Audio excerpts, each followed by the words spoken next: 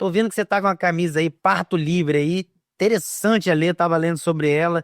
Como é que é? Fala um pouco aí desse trabalho aí, das gestantes, aí, mudando a vida das mulheres. Parece que ela pode agora escolher a maneira com qual ela faz ali o parto dela, né? Se cesariana, Falar um negócio pra você, Nobi. Isso aí é o seguinte, eu como tava, é que impacta isso? Explica aí exatamente para o pessoal. ó, sem querer, sendo modesto e tudo mais, a questão não sou eu, são as mulheres capixabas, Aham. mas impacta de uma forma. Hoje o Espírito Santo é único no Brasil nesse assunto. Isso que eu ia te perguntar, a lei, ela só, no Brasil inteiro só. Não tem outra, não tem outra. Caramba, então é inédito, então. É inédito. Eu sei, qualquer pessoa que colocava nasceu aqui, né? Tô Todo aqui. quando eu fui lá em São Paulo recente, estive com o Gil Diniz, que é o chamado de carteiro reaça, que é deputado estadual em São Paulo. Ele gostou, adorou o projeto. Outro que adorou o projeto é o senador Girão, que vai em breve fazer uma audiência pública, já está aprovado para fazer, para discutir isso em nível nacional. Porque, para nós entendermos esse problema, que é um problema complexo pra caramba, e eu tive que entrar estudando isso. Por quê? Qual foi a questão? Eu estava um dia, não era deputado, uns 2 anos antes de eu me tornar deputado, eu tava um dia, eu era muito polêmico, sempre fui metendo pau não sei quem numa live, aí veio uma dona, pô, cara, você é o cara que luta tanto por certas coisas, por que que você não luta pelas mulheres que estão sofrendo nos hospitais? Eu falei, não, sofrendo como assim? Não é uma realidade pessoal. Aham, Minhas 2 filhas nasceram sem problema de cesariana. sim. Mas eu falei, que assunto? Aí ela me mandou um relato, era uma avó que tinha perdido a neta, uma situação de brutalidade absurda. 15 horas de trabalho de parto, 15 horas de tortura, sem passagem, eles induzindo o parto. O bebê nasceu morto. Não nasceu morto, né? Veio morto. A equipe sequer entendeu, pegou o corpo do bebê, botou em cima da. Aí a mãe percebeu que estava morto, saiu gritando.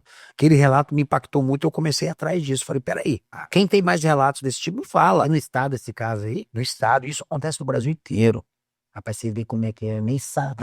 Acontece no Brasil inteiro. Eu, no nascimento da minha primeira filha, teve um caso quase assim. Graças a Deus, minha filha nasceu viva.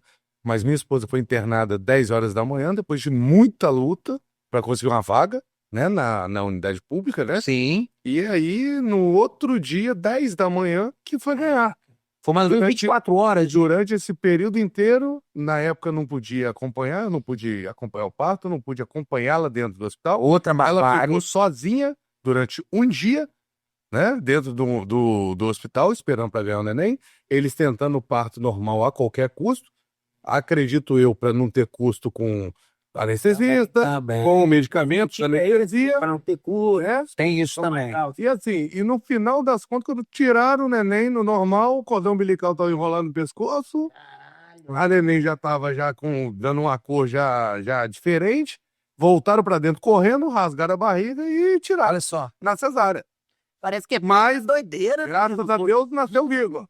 Mas eu poderia ter tido a infelicidade, como muitas mães, com certeza, não só aqui no Espírito Santo, mas em todo o Brasil, passam por isso. Com certeza. Essa tentativa desesperada E de já fazer o tá parto normal, funciona. A lei já funciona. sensacional. Quando vocês veem uma. Meu irmão, parabéns, Quando hein? vocês veem uma pessoa numa cadeira de rodas, nas APAES, Pestalozes, nos locais, que está ali naquela posição clássica da paralisia cerebral, em que não tem movimentos, tem raciocínio, mas não tem nenhum controle sobre o corpo. Cara, em 99% das vezes é uma vítima de parto forçado. Aquela roxo, né? Tava sua criança, sua filha. Muitas vezes aquilo acaba chegando a um ponto, e faltou pouco, provavelmente, para acontecer com vocês, de faltar o oxigênio no cérebro. Morre grande parte das células cerebrais, dano irreversível. E aquela família vai ter que ficar com esse sofrimento de ver um filho com uma vida destroçada para sempre por causa de um momento. E eu tinha que entender por que em pleno século XXI isso acontece. Por que, Jesus? Por quê? E aí nós fomos entender. Tem que estudar. E aí o que que acontece? Realmente o parto normal, ele é melhor que o parto cesariano. Sim. É a via de parto. Deus fez assim, a criação fez assim. Vai se recupera mais rápido. Recuperação mais rápida É. e tal. Mas então por que que dá problema? Nós temos que entender que as condições de vida da mulher moderna mudaram muito. A mulher moderna, ela usa calça o dia inteiro, ela tem uma vida mais sedentária, toma anticoncepcional durante muito tempo, que atrapalha, prejudica, tem hormônios e tal, tem uma alimentação diferente, muitas vezes é sedentária, e todos esses fatores contribuem para reduzir as chances de um parto normal tranquilo. Beleza. O Brasil não tem a cultura do parto. Não tem. Desde os anos 80, o Brasil virou campeão de cesarianas. Isso é ruim. A OMS recomenda que no máximo 30% dos partos sejam cesáreo. E aí, Brasil, passando vergonha nos fóruns internacionais, foi na época até era o ministro, o Serra, ministro da Saúde.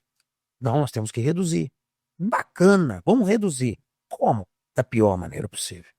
O que o governo brasileiro fez? Criou uma diretriz do Ministério da Saúde. Olha, hospitais, o máximo aceitável de parto de cesariana é 30%. Quem paga são os estados, mas seguindo uma diretriz federal. O que os estados fazem? Eles punem financeiramente os hospitais. A lei magnífica dos hospitais que fazem muita cesariana. Eles punem os hospitais que têm excesso de cesariana. Cara, o que isso vai produzir? É questão de lógica. Eu, na hora, cara, eu sou diretor do hospital. Vou ser punido se tiver mais de 30% de cesáreas. Já tem que guardar para alguns casos que não tem jeito mesmo. Não tem. Início de mês, o que eu falo para minha equipe médica? Segura aí. Segura aí. E é nesse segura aí que vem as tragédias. É tratar o ser humano como número. É transformar as maternidades em fábrica, em linha de produção. Só pode dar ruim. E dá na maior parte do Brasil e no Espírito Santo não é diferente. Dito isso, o hospital não é o local para você resolver esse problema. Se você quer reduzir o número de cesarianas, você tem que ir no município, porque é a atenção primária que está faltando. A mulher no Brasil, em média, não tem acesso a ginecologistas, obstetras, não tem acesso a treinamento para aprender a ter o parto normal, não tem noção sequer da dor que ela vai sentir, e quando sente essa dor, na hora se assusta, e esse susto reduz a abertura, a passagem dela. Então, se eu não resolvo nos hospitais, eu tenho que resolver no município. Beleza, o que a lei faz, então? E essa lei levou mais ou menos 1 ano e 6 meses para ser construída, porque era um tema polêmico. De um lado, você tem, por exemplo, os defensores absolutos do parto normal. Alguns bem intencionados, outros nem tanto. Mas são pessoas que, o parto normal é o melhor. Eu sei que é o melhor. Você foi difícil aprovar esse negócio lá? Foi, mas eu adotei uma estratégia. Se eu jogo isso aí em regime de urgência, como eu fiz com a SOS Educação, eu sentia que a discussão ia... Porque é muito polêmico. O que eu fiz? Audiências públicas. Eu era membro da Comissão de Saúde, comecei a chamar a sociedade. Fiz 8 audiências públicas, chamamos Conselho Regional de Medicina, Associação Espírito Santense de Doulas, Ministério Público. Ficou amarrando todo mundo, né? Amarrando. Defensoria Pública foi essencial, porque tem muito processo lá. Médicos e as mães, que ninguém ouvia elas. Só os especialistas. Então, você tem que chamar a mulher. Comecei a botar no telão. Ó, aconteceu essa aqui. Aconteceu isso aqui com essa aqui. Aconteceu isso. A própria mulher falando da sua tragédia. E aí essa mãe falando da tragédia, isso foi comovendo. E nós construímos um texto que ficou fantástico. Porque a lei do parto livre, a lei 12.189, ela estabelece o quê? Em primeiro lugar, ela derrubou esse negócio dos 30% aqui no estado do Espírito Santo. O Espírito Santo é o único estado que não pune mais os hospitais por essa questão. Então, esse parâmetro absurdo acaba. Agora, vamos para a realidade. Segundo, ela estabelece o direito da mãe, a partir da 38ª semana, de decidir cesárea ou parto normal. Caramba, Calegari, mas aí tem médico que fica... Não, mas você está tirando a autoridade do médico. Não. O médico continua a ter autoridade técnica. O que ele não tem é a autoridade voluntariosa. A vontade dele não pode se impor sobre a do paciente. O que pode se impor sobre o paciente são as condições técnicas. Então, por exemplo, eu quero um parto normal. E aí a lei estabelece também. O plano de parto, que é um documento recomendado pela OMS, é documento agora oficial no estado do Espírito Santo. Sua esposa está se preparando para ter um menino, Vão lá, fazem esse plano, elaboram. Eu quero meu par de cócoras na banheira, tal, tudo bonitinho. Quero anestesia local, tal. Leva. O médico tem que seguir. Ah, mas o médico olha, não, você não tem passagem, o bebê tá virado. Não, vou fazer cesariana pra salvar a sua vida e do bebê. Beleza, ok. Ele vai fazer. Ele vai fazer. Só que ele vai justificar isso no partograma e no, no documento que vem, né, após o nascimento. Esqueci agora. Prontuário. No prontuário e no partograma. Ele vai justificar. Justificou? Tá tranquilo. Da mesma forma, eu quero a cesariana. Vai chegar lá com o bebê escorregando. Não. Vai justificar. Sim. Então, não, o médico continua tendo plena autoridade técnica, científica, não voluntariosa. Porque ninguém anda no corpo de ninguém. O médico tem o dever de salvar vidas. E ele vai usar todos os recursos necessários. Agora, o que não pode é um médico querendo esvaziar lá a maternidade, que tá na hora, tá fechando o plantão. Vão meter cesariana em todo mundo, sempre a mãe não quer. Entendi. E ela pode esperar. Entendi. Também não pode. Ah, minha filha, você aguenta essa dor aí. Aguenta aí, pode ficar doado.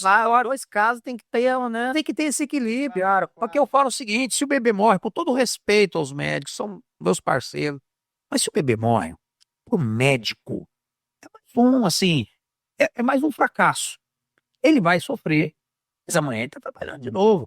Quando uma mãe e um pai perdem um filho, é outra história. Então, esse pai, essa mãe, tem que ter essa autoridade. Ah, mas eu quero que as mães tenham parto normal. Convença-as.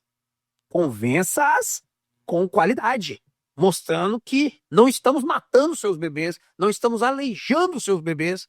É isso que a lei do parto livre traz. Resolveu o problema 100%? Não, resolveu metade. E eu, Adriano, rodei todas as maternidades do Espírito Santo após a aprovação da lei, que é o que eu vou fazer com a outra também. Eu rodo que tem que executar. No Brasil tá cheio de lei para inglês ver. Nós temos que ir, e fomos. E estamos conseguindo implementar isso. Agora, Aí chega lá, conversa com o diretor da maternidade. vejo o que precisa, peço explicações. Eu tenho 2 assessoras, mesmo antes da aprovação da lei, uma em Vitória e outra em Cachoeiro, só cuidando de casos desse tipo. Conseguimos impedir mais de 50 partos forçados. São famílias, não estou dizendo que eu morrer todas, mas que evitou-se muitas vezes uma tragédia. E é importante as mulheres saberem, né, disso, né? Claro, Com certeza. Porque nem toda mulher aí da grávida não deve ter ainda esse conhecimento. não dá. E aí, sou obrigado a falar. Vou polemizar um pouco? Vai lá, Polemizar? manda ver. O que eu fico pé da vida? O camarada, se essa lei fosse de um deputado da esquerda, fosse do PSOL, a Gazeta, a Tribuna, esses jornais, botava lá com letras garrafais o nome.